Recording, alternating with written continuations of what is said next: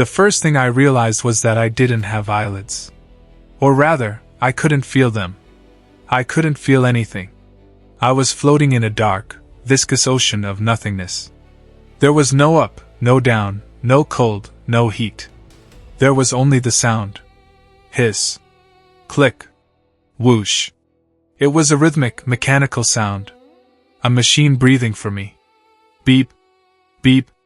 Beep. That was my heart. It sounded distant, like a drum beating in a room down the hall, unconnected to the panic that was beginning to swell in my mind. My name is Marcus Thorne. I am, or I was, the CEO of Thorne Logistics, a shipping empire that moved cargo across 3 oceans. I was 42 years old. I was powerful. I was respected. I built skyscrapers with a handshake. I moved markets with a phone call. And now, I was a prisoner in my own skull. I tried to open my eyes. Nothing happened. I tried to scream. My throat felt like it was filled with wet concrete. I tried to wiggle a toe, a finger, anything. The connection between my brain and my body had been severed.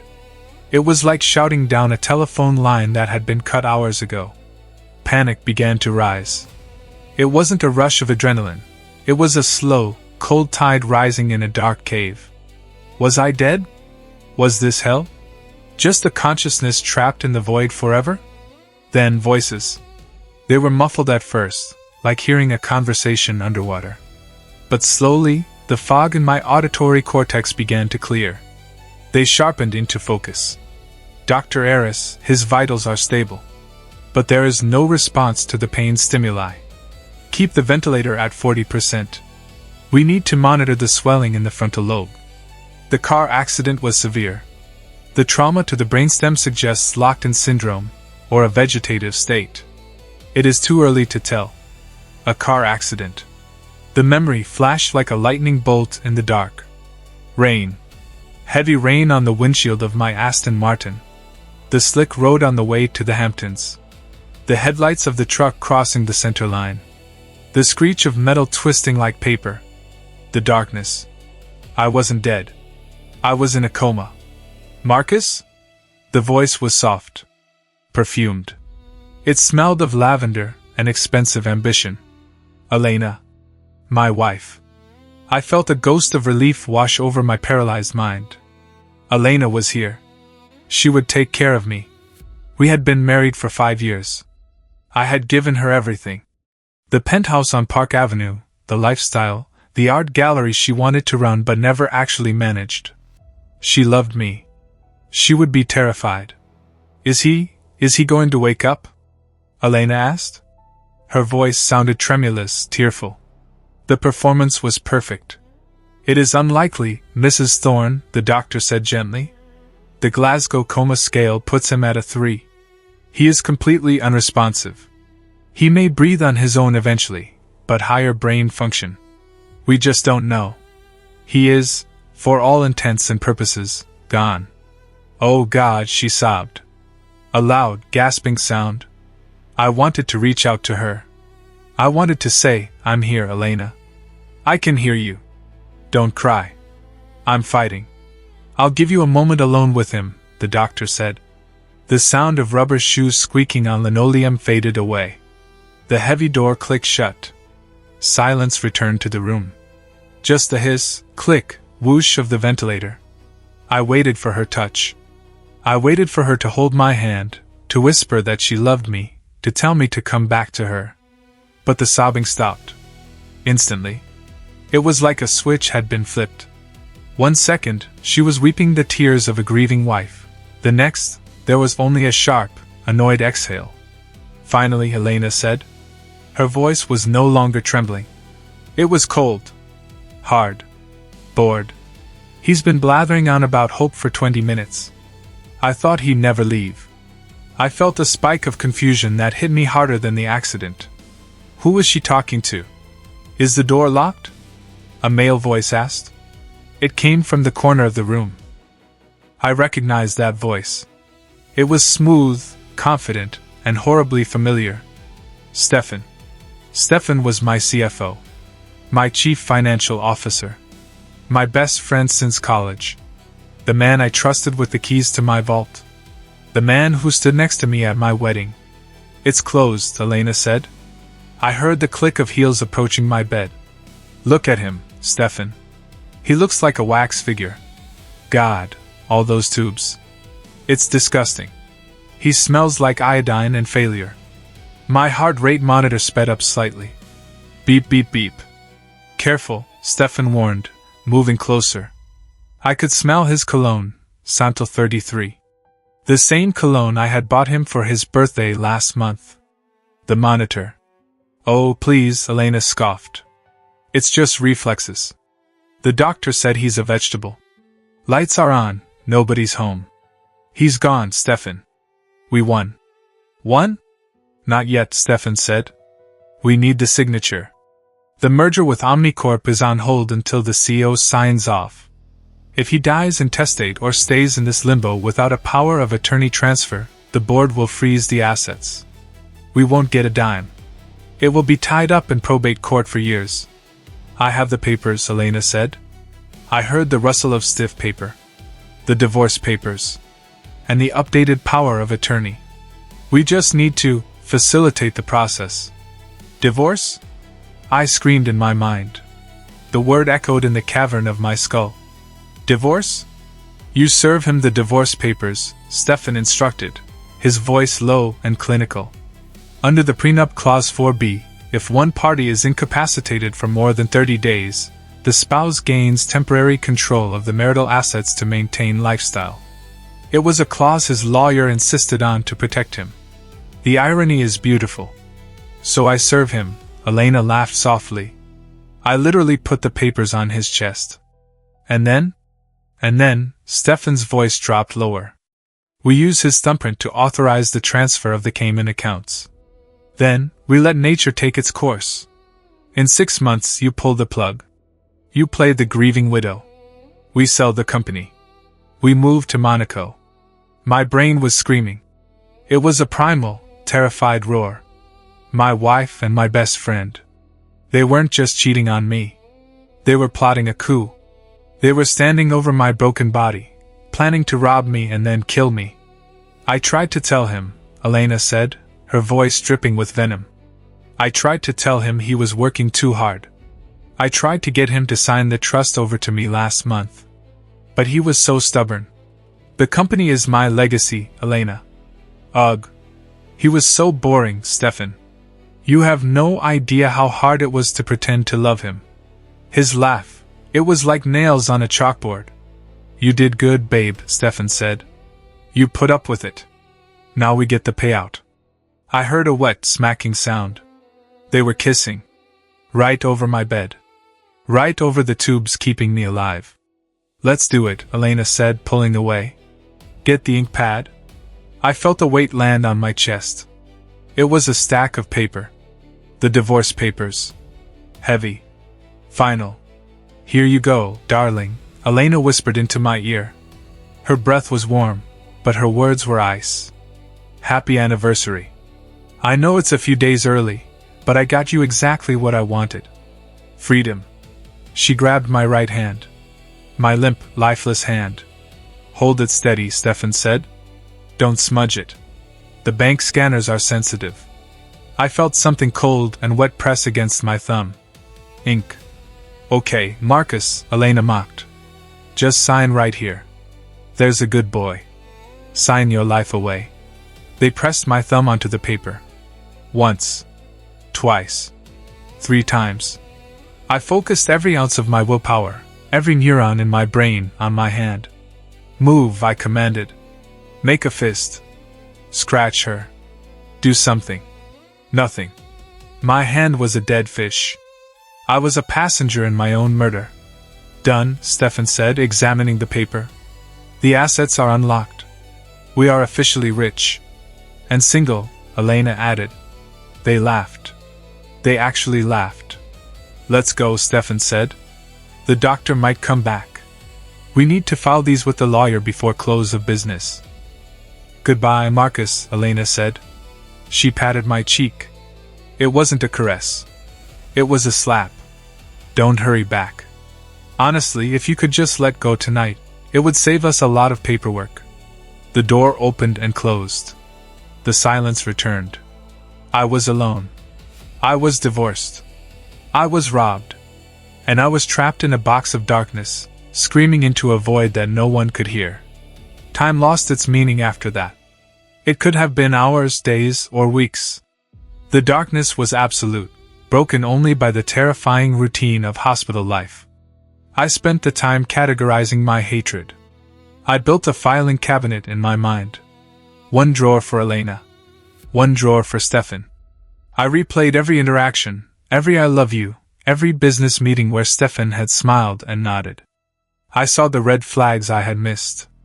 I drifted in and out of consciousness. The nurses came and went. They treated me like furniture. But there was one presence that was different. Dr. Eris. He came in every morning at 7 a.m. I knew it was 7 a.m. because the shift change alarm buzzed in the hallway. Dr. Eris didn't talk about his lunch. He talked to me. "Good morning, Marcus," he would say. He would check my pupils. He would check my reflexes. One morning, Dr. Eris was conducting his rounds. "Nurse," he said sharply. "Look at the EG monitor." "What about it, doctor?" The nurse asked, sounding bored. "Look at the alpha waves. Right here. At 10:05 a.m. And again at 10:15 a.m. They spiked," the nurse noted. "Seizure activity? Should I up the sedative?" "No," Dr. Eris murmured. "That's not a seizure. That's cognition. That's a reaction. It happened when you dropped the metal tray." He leaned in close to my face. I could feel his breath on my cheek. "Marcus," he whispered, "if you can hear me, I need you to do something. I know you can't move. I know you can't speak. But I need you to think." "Think?" "I want you to imagine playing tennis," Dr. Eris said. "It activates the motor cortex in a specific way. Imagine swinging a racket. Forehand. Backhand. Vividly. Do it now." I visualized it. I saw the green court. I felt the grip of the racket. I swung. Whack. I swung again. Whack. "Remarkable," Dr. Eris breathed. "Look at that. The motor cortex is lighting up like a Christmas tree." "Doctor?" the nurse asked, sounding alarmed. "He's in there," Dr. Eris said, his voice filled with professional excitement. "He's not vegetative. It's locked-in syndrome. He's fully conscious. He's been conscious this whole time." Hope. It washed over me like cool water. I wasn't alone. Someone knew. "We need to confirm it," Dr. Eris said. "We need an fMRI. Today. Now." "Should I call his wife?" the nurse asked. "She's listed as the primary contact. She gave orders not to do unnecessary procedures." "No," Dr. Eris said sharply. "I reviewed the security footage from the room last week. The day of the visit. I saw what they did with the papers. I saw the thumbprint. I saw them laughing. My heart hammered against my ribs." "Easy, Marcus," Dr. Eris soothed. "Calm down. I know. I know everything. Call security. I want a restricted visitor list on this room immediately. No one enters without my direct authorization. Especially not Mrs. Thorne." The fMRI machine was a coffin of noise. But to me, it was the sound of freedom. Dr. Eris established communication using eye movements. Up for yes. Down for no. "Are you in pain?" Down. "Do you remember the accident?" Up. "Do you want your wife here?" Down. "I thought so," Dr. Eris murmured. 2 hours later, I was back in my bed. The room was quiet, but the air felt charged. Then I heard them. Voices in the hallway. "I demand to see my husband," Elena's voice shrieked. "I am his wife. I own this hospital wing. Let them in," Dr. Eris's voice cut through the noise. The door to my room flew open. Elena marched in, her heels clicking on the linoleum. She was wearing a white dress. Stefan was right behind her, wearing one of my bespoke suits. "What is the meaning of this?" Elena demanded. The nurse told me I was banned. I was about to call my lawyer. Hello, Mrs. Thorne. Dr. Eris stood by my bedside. He was calm. Stefan Kovic, Stefan said, stepping forward. Business partner. An acting CEO. Why is the door locked? Because this is a crime scene, Dr. Eris said. The silence that followed sucked the oxygen out of the room. Excuse me? Elena laughed nervously. A crime scene? Did he die? There was hope in her voice. Sick, twisted hope. No, Dr. Eris said. He didn't die. In fact, his condition has changed. Changed how? Stefan asked. Is he deteriorating? On the contrary, Dr. Eris walked to the large monitor mounted on the wall. He pressed a button. The screen flickered to life. It showed a real-time scan of a human brain. Colors pulsed in rhythmic waves. He is awake. Elena gasped. She took a step back. Awake? But his eyes are closed. He looks the same. It is called locked-in syndrome, Dr. Eris explained. His body is paralyzed. His brain is fully active. He can hear everything. He can feel everything. And he remembers everything. I heard Elena's purse hit the floor. Thump. Everything? She whispered. Since the moment he arrived, Dr. Eris said, looking directly at her. He heard you cry. He heard you stop crying. He heard you talk about the merger. He heard you talk about the thumbprint. That's impossible, Stefan stammered. He's brain dead. You said he was a vegetable. I was wrong, Dr. Eris said. Or rather, he was hiding. But now he's talking. Talking? Elena stepped back toward the door. He can't talk. He talks to me, Dr. Eris tapped the computer screen. Through the neuro interface. We've had some very interesting conversations over the last 48 hours. Mostly about a document signed under duress. Elena looked at my body. For the first time, she didn't see a husband. She saw a witness. He's lying, Elena screamed. You're lying. You're trying to extort us. Marcus is gone. Tell him, Stefan. Stefan was backing away slowly. I need to call the lawyer, he said, his voice trembling. Actually, Dr. Eris interrupted. I already called Mr. Thorne's personal attorney. Mr. Harrison. He's on his way. Dr. Eris stepped closer to Elena. You served him divorce papers while he was defenseless. You tried to steal his life while he was listening to every word. You wanted his face to drop? You wanted him to fade away? Dr. Eris leaned over me. Marcus. Are you there? I focused my mind. I visualized the movement. It took everything I had. Every ounce of rage. My right eyelid fluttered. Then, slowly, agonizingly, it opened. The light burned my retina. But then, it sharpened. I saw her. I saw Elena. She was standing 3 feet away. Her face was white as a sheet. Her mouth was open in a silent scream of horror. She looked into my single open eye, and she saw the abyss staring back. Her face dropped, Dr. Eris noted dryly. Just as you predicted, Marcus. I couldn't smile. But inside, I was grinning like a wolf. Get them out, Dr. Eris ordered the security guards. And hold them until Mr. Harrison arrives. Elena was dragged out, screaming my name. Not in love. In terror. Marcus. Baby. It was a joke. I was scared.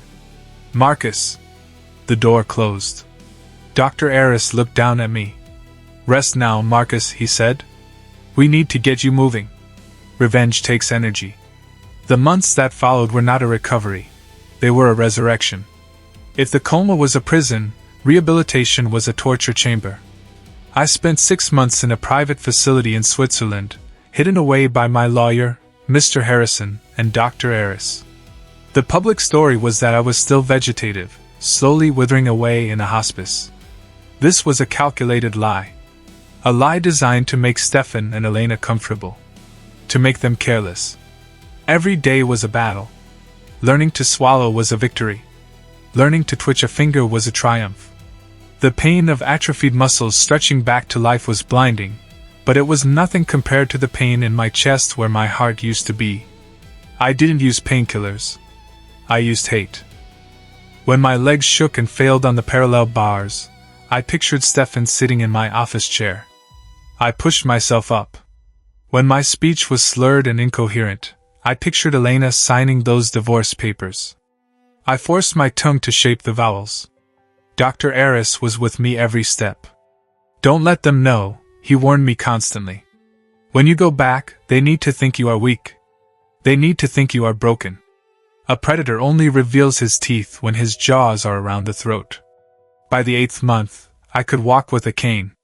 By the 9th, I could speak in short, raspy sentences. But to the outside world I was a ghost. Meanwhile, in New York, the vultures were feasting. My private investigator sent me weekly reports. Stefan had moved into my penthouse. He was driving my Aston Martin. He had fired my loyal staff and replaced them with sycophants. Elena was spending money like water. She had redecorated the Hamptons house, throwing out my mother's antique furniture and replacing it with cold, modern art. They were preparing for the final kill, the sale of Thorn Logistics to Omnicorp. The board meeting was scheduled for a rainy Tuesday in November. Exactly 1 year after my accident. It was poetry. I flew back to New York on a private charter. I sat in the back of a blacked-out SUV, watching the city skyline approach. It looked the same, but I was different. The Marcus Thorne who built that skyline with handshakes and trust was dead. The man returning was made of scar tissue and cold calculation. We pulled up to the service entrance of the Thorne Tower. Mr. Harrison met me there. They are upstairs, Harrison said. The vote is scheduled for 2 p.m. Stefan has convinced the board that the sale is the only way to save the company. Is the security team ready? I asked. My voice was gravelly, deeper than before. They are waiting for your signal. Let's go. I didn't walk in. Not yet. I sat in a motorized wheelchair. I slumped my shoulders. I put on a pair of dark sunglasses to hide the intelligence in my eyes. I placed a drool bib around my neck. I looked pathetic. I looked defeated. Mr. Harrison pushed me into the elevator. We rode up to the 50th floor in silence. The doors opened. The boardroom was glass-walled, overlooking the harbor. Around the massive oval table sat the 12 board members. At the head of the table sat Stefan. He was wearing one of my suits. He looked confident, powerful, untouchable. Elena was sitting next to him, wearing a white dress, looking like the grieving but strong wife. The offer from Omnicorp is generous, Stefan was saying. $2 billion. It dissolves the brand, yes, but it secures our futures. Marcus would have wanted this. He certainly would, Elena added, her voice soft. It breaks my heart to sell his legacy, but we have to be practical. All in favor of the sale? Stefan asked. Hands started to go up. Objection, Mr. Harrison announced, pushing the double doors open. The room froze. Every head turned. Stefan stood up, annoyed. Harrison? You're not a board member anymore. I fired you 3 months ago. I am not here as a board member, Harrison said, pushing my wheelchair into the room. I am here as legal counsel for the majority shareholder. Stefan looked at me.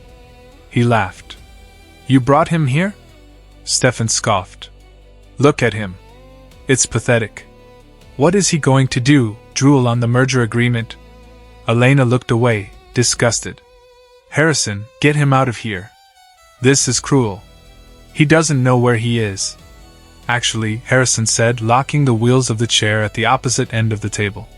He knows exactly where he is. I sat there, head lolling to the side. I let the silence stretch. Let's vote, Stefan snapped. Security, remove Mr. Harrison. Ignore the invalid. The invalid, a mechanical voice spoke from the tablet mounted to my wheelchair. Stefan froze. What? The invalid, the mechanical voice repeated louder. Has a question. I slowly lifted my head. I took off the sunglasses. My eyes weren't glassy. They weren't vacant. They were locked on Stefan like twin laser sights. "Stefan," I said. This time, it wasn't the machine. It was my own voice. Raspy. Damaged. But unmistakably me. Elena screamed. She actually jumped out of her chair and backed away until she hit the window. He spoke. "Oh my God," he spoke. Stefan went pale. "Marcus?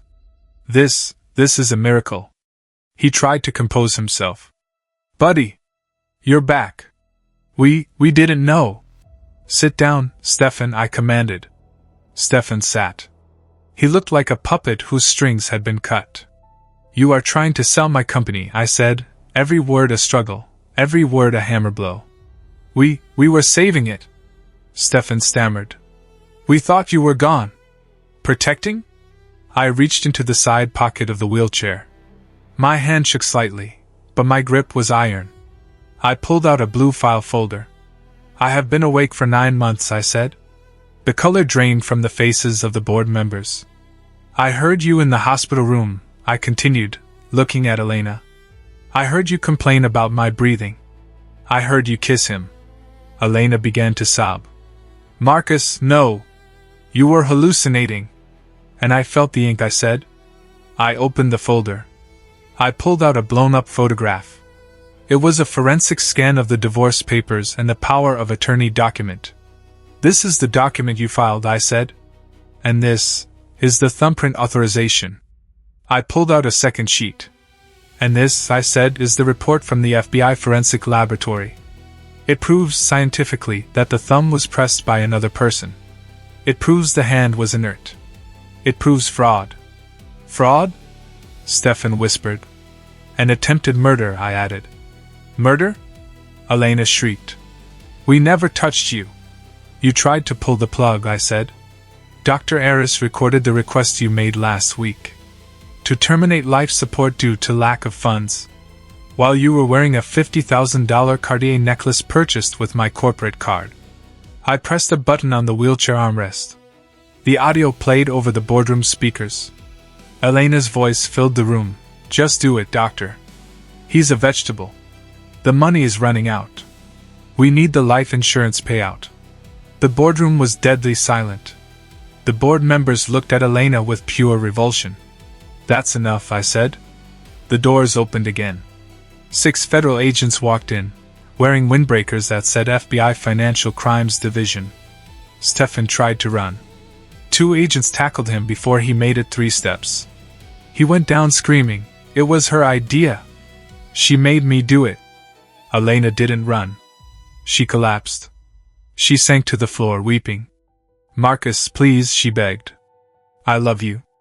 I was confused. I watched the agents handcuff her. "Officer," I said to the lead agent. "Yes, Mr. Thorne?" "Be careful with her," I said coldly. "She's wearing my money." They dragged them out. The screaming faded down the hallway. I looked around the table. The board members were terrified. "The sale to Omnicorp is cancelled," I announced. "We are not selling. We are expanding." I stood up. It was painful. My legs burned. I gripped the edge of the mahogany table for support. But I stood. I stood tall. "I am taking back the chair," I said. I limped to the head of the table. I sat in the leather chair Stefan had kept warm for me. It felt right. "Now," I said, looking at the stunned executives. "Get back to work." 1 year later. I stood on the balcony of my penthouse. The wind was cold, but I didn't feel it. I felt alive. Thorne Logistics was more profitable than ever. I worked hard, but I worked differently now. I didn't trust easily. Dr. Aris was now the head of the new neurology wing at the city hospital, a wing I had funded. As for Stefan and Elena, the trial was televised. It was the scandal of the decade. Stefan got 15 years for corporate fraud and embezzlement. Elena got 20 years for attempted murder, fraud, and elder abuse. I visited Elena once. Just once. She was behind glass in a visitation room upstate. She wore a gray jumpsuit. No makeup. No diamonds. She looked old. She picked up the phone. "Why did you come?" she asked. "To gloat?" "No," I said. "I came to give you something." I reached into my pocket and pulled out a paper. I pressed it against the glass. It was the divorce decree. Finalized. "You wanted a signature," I said. "You got it." I stood up to leave. "Marcus," she whispered. "Do you ever miss me? Do you ever miss us?" I looked at her. I remembered the woman I thought she was. And then I remembered the woman who stood over my paralyzed body and laughed. "I don't remember you," I said. "I woke up a year ago. Everything before that is just a bad dream." I hung up the phone. I walked out of the prison. The sun was shining. I got into my Aston Martin. I revved the engine. I wasn't the same man. I was scarred. I was cynical. I was alone. But I was awake. And that was enough.